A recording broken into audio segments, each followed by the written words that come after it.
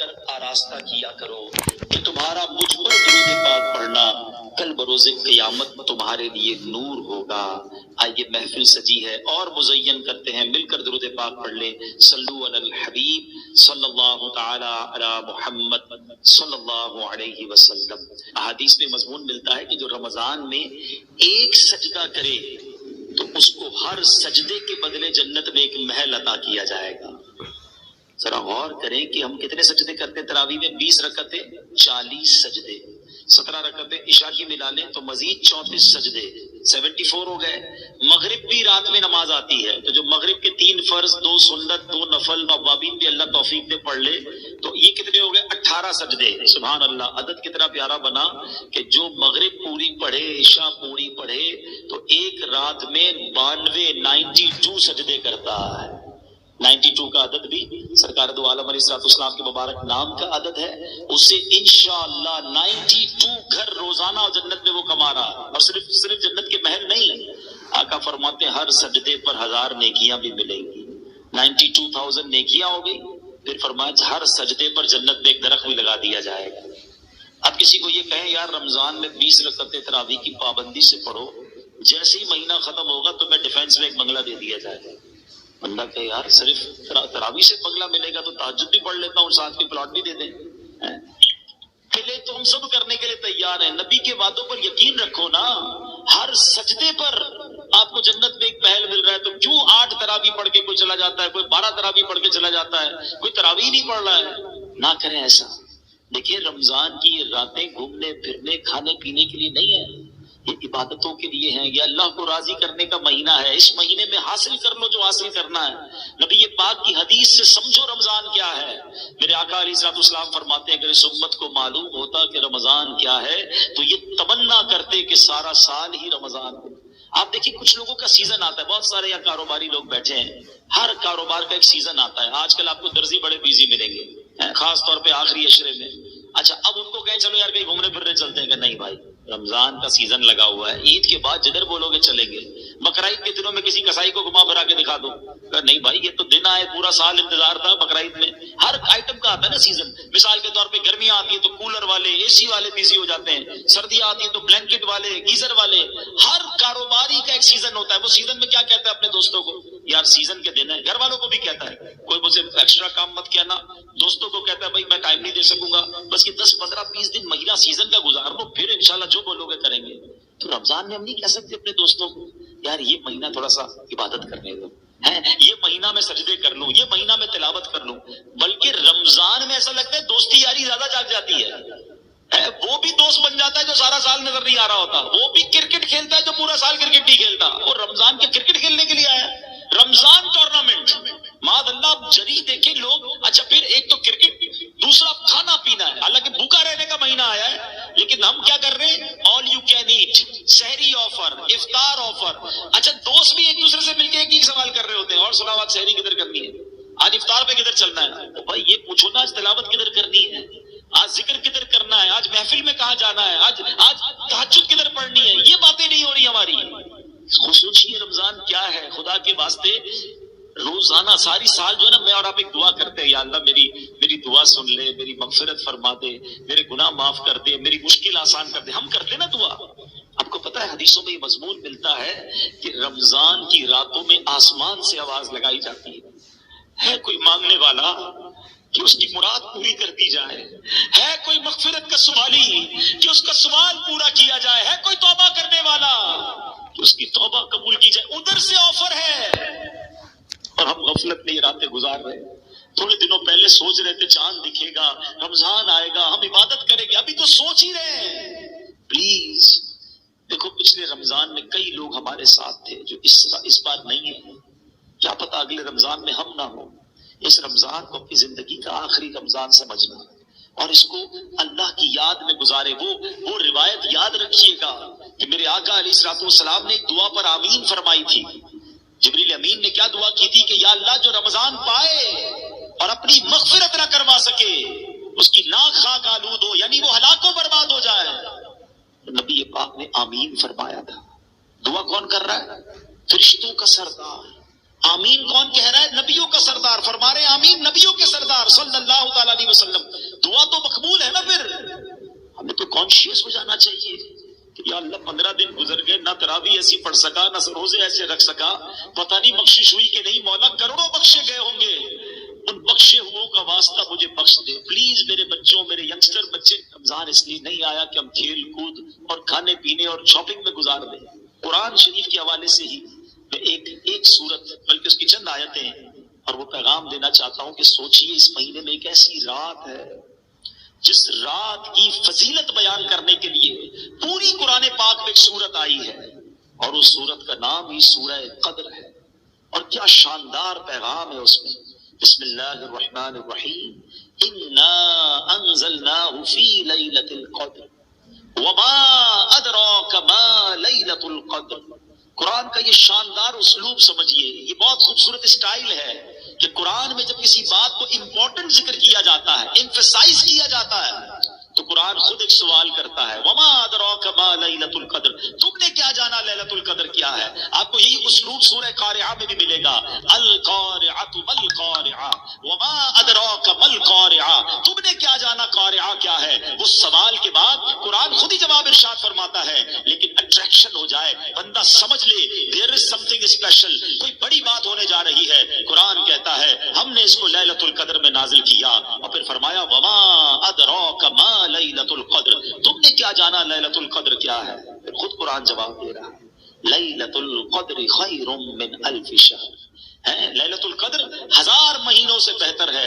اب ایک کوسچن دماغ میں پیدا ہو سکتا ہے کہ یہ 1000 مہینوں کی جو بات کی گئی، یہ کیلکولیشن نارملی تو نہیں ہوتی ہے، کیونکہ اس کے 84 ایئرز اور 4 مہینے بنتے ہیں، 84 سال اور تقریباً 4 ماہ، 100 سال فرما دیے جاتے ہیں، ایگزیکٹلی 1000 مہینے کیوں؟ سبحان اللہ، علماء نے اس کے باقاعدہ مفسرین نے شان نزول بیان کیے، ایک بڑا پیارا شان نزول یہ فرمایا، نبی پاک علیہ الصلوۃ والسلام ایک بار صحابہ کے درمیان بیٹھے، جلوہ فرما ہے، صحابہ کو نبی پاک نے خود ایک واقعہ سنایا کہ پچھلی قوم میں ایک بڑے بزرگ تھے، ان کا نام حضرت شمعون تھا، 1000 مہینے تک ایسے عبادت کی، دن روزے رکھے، رات نوافل پڑھے، جہاد بھی کیا اور شہید بھی ہو گئے۔ اتنا شاندار جب واقعہ صحابہ نے سنا تو صحابہ کرام علیہ رضوان کے دلوں پر ملال گزرا۔ Look at the way of thinking of صحابہ کرام، کیا انداز تھا صحابہ کرام کے سوچنے کا۔ کہتے حضور یہ پچھلی قوم والے تو آگے بڑھ گئے، اتنی ساری عبادت، 1000 مہینے کی عبادت، ہماری تو عمر ہی تھوڑی ہے، 84 سال 4 مہینے، ہم تو زندہ ہی نہیں رہتے، نارملی لائف تو ہماری نہیں ہے اتنی، اور اگر جی بھی لیں تو عبادت کہاں سے کریں گے، بڑھاپے میں کہاں سے عبادت ہوگی؟ کہ حضور ہماری عمریں تھوڑی، پچھلی قومیں تو آگے بڑھ گئی۔ اب یہاں اگر رکتا ہوں اور اپنا حال ہم چیک کریں، ہم افسوس کس بات پر کرتے ہیں؟ کسی کا گھر دیکھ کر آ جائیں، او ہو اتنا بڑا بنگلہ، اتنی گاڑیاں بھی گن لیتے لوگ، بلکہ کچھ لوگ تو قیمت بھی نکال لیتے ہیں، پارکنگ میں اتنے کروڑ کی گاڑی کھڑی تھی۔ او اللہ کے بندو تم، اچھا پھر افسوس، اپنا گھر برا لگنے لگتا ہے، اپنی نعمتیں کم لگنے لگتی ہیں کہ اتنی ساری زندگی بھی محنت کروں تو میں اس کے مقابلے میں نہیں پہنچ سکوں گا۔ یہ صرف دنیا والوں کو دیکھ کر افسوس کیوں ہوتا ہے ہمیں؟ یہ ذہن نہیں تھا صحابہ کرام کا، انہوں نے کہا حضور وہ نیکیوں میں آگے بڑھ گئے، ان کی عمریں زیادہ تھیں۔ مجھے ایک بات بتاؤ نا، کسی بڑی گاڑی والے، کسی بڑے بنگلے والے، کسی دنیا میں ترقی کرنے والے کو دیکھ کر دل میں افسوس ہوتا ہے، کبھی ایسا نہیں ہوا کہ کسی تہجد گزار کو دیکھ کر خیال آئے یار یہ تہجد پڑھتا ہے میں نہیں پڑھتا؟ کسی عالم دین کو دیکھ کر خیال آئے، ماشاءاللہ علامہ صاحب ہمارے ساتھ بیٹھے ہیں، ان کی عمر کے کئی لوگ ہم میں سے موجود ہیں، یہ خیال نہیں آیا کہ میری ان کی عمر ایک ہے، یہ عالم بن کے میں نہیں بن گیا؟ کسی مفتی کو دیکھ کر، کسی حافظ کو دیکھ کر کہ یار اس کے دل میں پورا قرآن ہے، میں قرآن یاد نہیں کر سکا، یہ کیوں خیال نہیں آتا کہ یہ جنت کی طرف آگے بڑھ رہا ہے اور میں پیچھے رہ گیا؟ صرف دنیا میں لوگوں کو ترقی کرتے ہوئے، یہ ہمارے سرکل ہی الٹا ہے۔ ہمیں اگر زندگی پرسکون گزارنی ہے تو نیکیوں میں اپنے آگے والوں کو دیکھیے اور نعمتوں میں اپنے پیچھے والوں کو دیکھیں کہ دیکھو وہ لوگ کتنی تکلیف میں، اور اللہ نے مجھے کروڑوں سے اچھا بنایا ہے، میرے ہاتھ پیر سلامت ہیں۔ آج بھی رمضان میں کئی لوگ ہیں جن کے گھروں میں افطار کے لیے نہیں ہے، بیچارے روڈ پر آ کر افطار کرتے ہیں۔ اللہ نے مجھے اور آپ کو کیسے وسیع دسترخوان دی ہے، ارے مجھے تو شکر ادا کرنا چاہیے تھا، مگر جب کسی مالدار آدمی سے ملا، جب کسی کے گھر پہ گئے، جب کسی کی ذرا ثروت دیکھی تو بہت سارے لوگ اپنے اندر ہی اندر مایوسی کی کیفیت میں آ جاتے ہیں۔ نکلو ان چیزوں سے باہر، سیکھو صحابہ کرام سے۔ اور جب صحابہ کرام نے نبی پاک سے کہا نا حضور یہ لوگ تو آگے بڑھ گئے، سبحان اللہ، نبی پاک کے دل اقدس پر کچھ ملال گزرا، ہائے ہائے، مصطفیٰ کریم کے دل اقدس پر ملال گزرے، رنج گزرے، یہ رب کو کب گوارا ہے۔ جبریل امین آتے ہیں، کہتے حضور غم زدہ نہ ہو. آپ کی امت کو اللہ نے ہر سال ایک رات ایسی دے دی ہے جو اس رات میں عبادت کرے گا اللہ حضرت شمعون کی 1000 مہینے کی گئی عبادت سے زیادہ ثواب عطا فرما دے. That is 1000 month. لیلۃ القدر خیر من 1000 شہر. یہ وہ 1000 مہینوں سے افضل رات ہے جو ہر سال ہمیں عطا کی گئی ہے.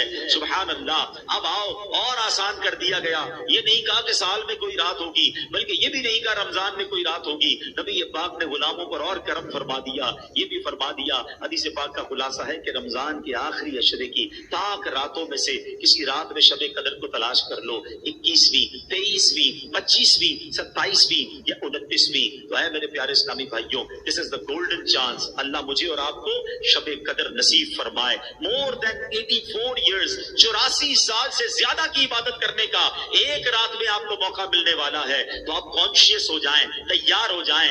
آخری عشرہ گھومنے پھرنے اور شاپنگ سینٹر میں مت جانا. یہ فوکس کر لیں سب سے بہترین طریقہ کیا ہے شب قدر کو پانے کا. علماء کہتے ہیں بندہ اعتکاف کر لے. جو اعتکاف کرتا ہے نا اس کو تو شب قدر اللہ کے گھر میں ہی مل جاتی ہے. تو جہاں جہاں ہو سکے اعتکاف کریں. دعوت اسلامی کے تحت بھی دنیا بھر میں اعتکاف کروائے جا رہے ہیں. تو جہاں آپ کی محلے میں عاشقان رسول کی مسجد ہو جس سے بن سکے دعوت اسلامی والوں کے ساتھ اعتکاف کریں گے. تو فائدہ یہ ہوگا کہ آپ کی اعتکاف میں بھی تربیت ہوتی رہے گی. بہت ساری باتیں مزید سیکھ جائیں گے. اعتکاف نہیں کر سکتے تو پھر آج میرا ایک مشورہ لے لیجیے. یہ 5 طاق راتیں طاق میں رکھیں، ٹارگٹ میں رکھیں، مس نہیں ہونی چاہیے. کیا کیا کرنا ہے؟ سب سے پہلے تو یاد رکھیں جو عشاء کی نماز اور فجر کی نماز باجماعت پڑھتا ہے اسے پوری رات عبادت کا ثواب ملتا ہے. یہ عادت تو سارے سال کی بنا لیں، اللہ توفیق دے. سارا سال ہی عشاء اور فجر سے جماعت سے پڑھ لیا کرو، ہر رات عبادت کا ثواب مل جائے گا. لیکن ایٹ لیسٹ طاق راتوں میں عشاء بھی، تراویح بھی اور فجر یہ باجماعت آپ نے پڑھنی ہے. ماشاءاللہ کئی مسجدوں میں صلاۃ التسبیح ہوتی ہے، صلاۃ التسبیح ادا کریں. اچھا پھر ذکر و اذکار کی بھی کوئی ٹارگٹ لے لیں، کیونکہ فضول کام تو کرنا نہیں ہے. 1200 بار درود پاک پڑھیں، کلمہ پاک پڑھیں، اللہ اللہ کا ذکر کر لیں، سبحان اللہ، الحمدللہ، اللہ اکبر، اور جو ذکر الہی ہے وہ کریں. اس کے بعد آپ کم از کم 2 سے 3 پارے تلاوت کا بھی ٹارگٹ رکھیں. تو میں نے 5 طاق راتوں میں تلاوت قرآن بھی کرنی ہے، سورہ ملک پڑھ لیں. اور پھر ایک اور مشورہ یہ دوں گا کہ 5 راتوں میں صدقہ دیں. آپ کی جتنی حیثیت، 100 روپے کر لیں، 500 کر لیں، 1000 کر لیں، 10,000، 1 لاکھ، جو اللہ نے آپ کو نوازے. 5 اینولپ بنا لیں کہ میں نے یہ 5 راتوں میں اللہ کی راہ میں خرچ کرنا ہے. کسی غریب کو دے دیں، کسی مسجد میں دے دیں، واٹ ایور. لیکن ہوگا کیا کہ اگر ان 5 راتوں میں جو رات بھی شب قدر ہوئی نا، یہ جتنی ورائٹی والے انشاءاللہ آپ نے ثواب کے کام کیے ہوں گے، ہر کام اللہ کی رحمت سے 1000 مہینوں سے زیادہ کی فضیلت حاصل کر لیں. ٹارگٹ کرو. لوگ سیزن کا جب خیال رکھتے ہیں، آپ خیال رکھو نا، زبردست سیزن آ رہا ہے، آیا ہوا ہے رمضان، اور آخری طاق راتوں کو اور آپ فوکس کر لیں. اور پھر آخری بات دیکھیں، رمضان میں ماشاءاللہ مسجدیں بھی بھری ہوئی ہیں، نمازی بھی ہیں. رمضان کے بعد کیا ہمارے اوپر رمضان میں ہی نماز فرض ہے؟ کیا ہم رمضان میں ہی اللہ کے بندے ہیں؟ ایکچولی پتہ ہے ہوتا کیا ہے، سمجھو بات. رمضان میں میری اور آپ کی پریکٹس کروائی جا رہی ہے فائنل فائٹ کے لیے. شیطان بند کر دیا، اینیمی بند ہے، دشمن بند ہے، تاکہ میرے بندے عبادت کر لیں، روزہ رکھ لیں، تگڑے ہو جائیں، تقوی میں مضبوط ہو جائیں. اب شیطان آئے تو مقابلہ کر سکیں. مگر نظر یہ آتا ہے کہ لگتا ہے پہلی بال پہ ہی آؤٹ ہو جاتے ہیں، پہلے دن ہی مقابلے میں ہار جاتے ہیں. ارے بھائی کچھ دن تو باقی رکھتے. چاند رات بھی مسجد خالی، مغرب میں مسجد بھری ہوئی ہے. عشاء سے پہلے اگر امام صاحب اعلان کر دیں کہ چاند نظر آ گیا، عشاء پہ بھی نہیں آتے. یار ذرا صحیح بتاؤ، یہ اپنے دل پہ ہاتھ رکھ کے سوچو. اب یہ پیغام تو نہیں دے رہے کہ اے شیطان جب تک تو بند تھا نا ہم اللہ کے بندے تھے، اب جب تو آزاد ہو گیا ہم نے تیری ماننی. یہ بتاؤ کیسا میسج ہے. آپ تو شیطان کو گویا یہ کہیں عمل کے ذریعے کہ اے شیطان ہم رمضان میں بھی رحمان عز و جل کے بندے تھے، رمضان کے بعد بھی اللہ کی بات مانیں گے، تیری نہیں. تو اس بار ہم نے بدلنا نہیں ہے، انشاءاللہ رمضان کے بعد بھی نمازیں پڑھیں گے انشاءاللہ. اچھا یہ کیوں نہیں ہوتا ہے؟ ریزن ڈھونڈتے ہیں. What is the reason behind this? وجہ کیا ہے؟ ہر بات توبہ کرتے ہیں، 27ویں شریف کو رو رو کے توبہ کرتے ہیں، کئی لوگ تو اعتکاف کرتے ہیں. پھر کیا ہوتا ہے کہ یار یہ عید کے دن میں غائب ہو جاتے ہیں اور پھر اس کے بعد نظر ہی نہیں آتے. اس کی بڑی وجہ پتہ کیا ہے؟ اس کی بڑی وجہ ہماری صحبت ہے، ہماری کمپنیز ہیں، ہمارے دوست ہیں. ہم نے دوست وہ بنائے ہیں کہ جیسے ہی چاند نظر آتا ہے دوست گھر پہ آ جاتا ہے. چلو بھائی چاند رات ہو گئی، مارکیٹ چلتے ہیں، فلم سنیما کی ٹکٹ بھی تو بک کرنی ہے نا، ڈرامہ بھی تو دیکھنے جانا ہے، گھومنا پھرنا بھی تو ہے. ارے یار نماز پڑھنی. ارے بھائی کیا ہو گیا، پورا مہینہ تو پڑھ لی نماز، اب کیا کرنا ہے؟ ایسے دوستوں میں رہو گے تو کیسے نمازی بنو؟ دوست وہ ہوتا ہے جس کو دیکھ کر خدا یاد آ جائے. کوئی ایک دوست ہے آپ کا اور میرا ایسا جس کو دیکھ کر خدا یاد آئے؟ ہم نے تو ایسے دوست بنائے جس کو دیکھ کر سنیما یاد آتا ہے، الٹے کام یاد آتے ہیں. نہ کریں ایسا. اگر یہ سوچ لیا ہے نا کہ اب رمضان میں نیک بنا ہوں اور سارا سال نیک بننا ہے، we have to change our companies. ہمیں اپنی صحبتوں کو دیکھنا ہوگا. اچھوں کی صحبت تجھے اچھا بنا دے گی، برے کی صحبت تجھے برا بنا دے گی. دعوت اسلامی کا ماحول آپ کے سامنے ہے.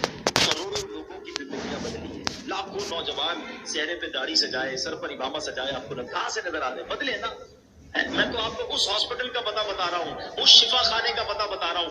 آپ بھی کبھی کبھی کہتے ہیں صحیح ڈاکٹر بتاؤ جس سے علاج صحیح ہوتا ہو. آپ نے کوئی پریکٹس کی ہے تو بتانا، مجھے بھی آپریشن کرانا ہے. میں تو آپ کو شفا خانے کا ایڈریس بتا رہا ہوں کہ جہاں کئیوں کو علاج ہو چکا ہے، کئی ماشاءاللہ نیک بن چکے ہیں. آئیے آپ بھی شامل ہو جائیں، ہم سب مل کر سنتوں پر عمل کریں گے تو دعوت اسلامی والوں سے، نیک لوگوں سے دوستی کر لیں تاکہ نمازوں کی پابندی رہے، اجتماع کی پابندی رہے، مدنی قافلوں میں جاتے رہیں تو انشاءاللہ یہ گناہوں والی عادتیں ختم ہو جائیں گی اور ہم پکے نمازی بن جائیں گے. اللہ مجھے بھی اور آپ کو بھی رمضان کی برکتیں بھی عطا فرمائے، لیلۃ القدر کی برکتیں بھی عطا فرمائے، اور رمضان کے بعد بھی ہمیں عبادتوں میں مصروف رہنا نصیب فرمائے. رمضان میں خوب